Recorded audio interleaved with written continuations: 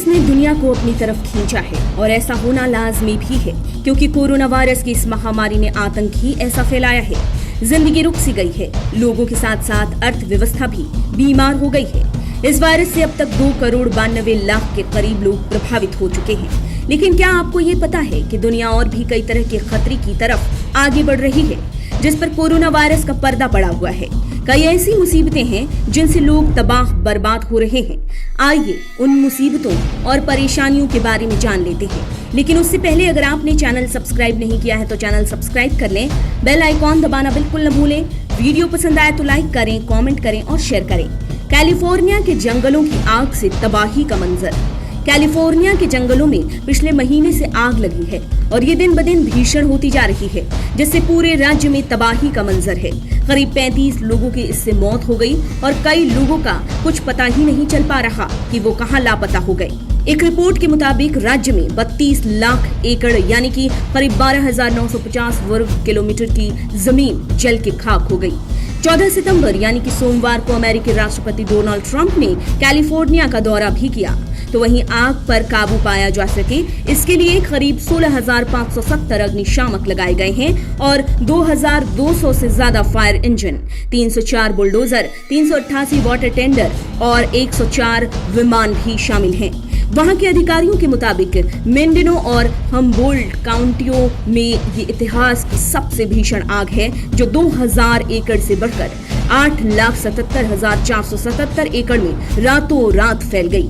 Oregon के जंगलों में आग की भयानक लहरें। अब बात करते हैं ओरेगन की। वैसे तो अमेरिका में कोरोना वायरस ने खासा तबाही मचाई है, लेकिन फिर भी उत्तरी पश्चिमी प्रशांत यानी कि पैसिफिक नॉर्थ वेस्ट के जंगलों में भी भीषण आग ने आफत मचाई हुई है, जिसने सैकड़ों घरों को खाक कर दिया और तेज हवाओं की वजह से इस आग ने भयानक रूप ले लिया। ओरेगन में तो सैकड़ों घर जल गए। दूसरी तरफ न्यू जर्सी में भी आग का प्रकोप है। दूसरी तरफ कैलिफोर्निया, ओरेगन और वॉशिंगटन इस आग के धुएं की गिरफ्त में हैं और हवा की गुणवत्ता वहां खराब है और हर घंटे दूषित हो रही है। दुनिया में सबसे ज्यादा तापमान रिकॉर्ड हुआ डेथ वैली का। डेथ वैली नेशनल पार्क में तापमान 130 फ़ारेनहाइट यानी कि 54.4 डिग्री सेल्सियस रिकॉर्ड किया गया, जो अब तक का सबसे ज्यादा टेम्परेचर है। फिलहाल दक्षिण पश्चिम के एरिजोन प्रांत से उत्तर पश्चिम वाशिंगटन तक को गर्मी की लहरों ने अपने जद में लिया है।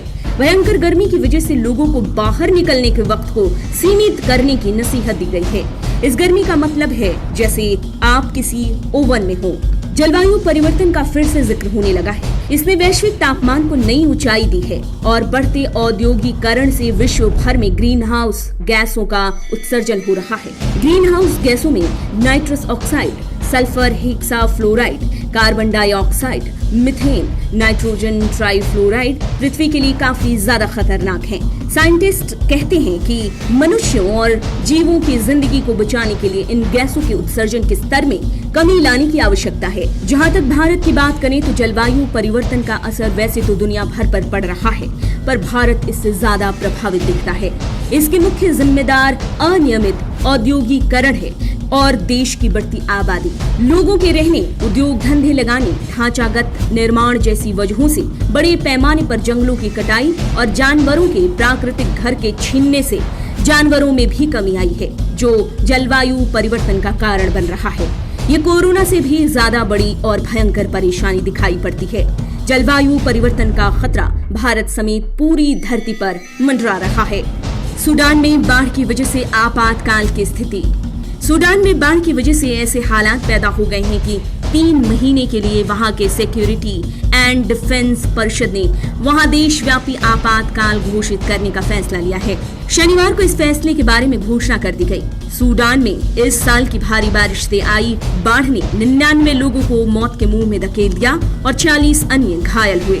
10,000 से ज्यादा मकान को नुकसान पहुंचा। सूडान के सिंचाई एवं जल संसाधन मंत्रालय की तरफ से पहले ही कहा गया था कि नील नदी में जल का स्तर बहुत ज्यादा बढ़ गया है। सूडान में अक्सर जून से अक्टूबर के बीच बाढ़ आती है, जिसकी वजह भारी बारिश है।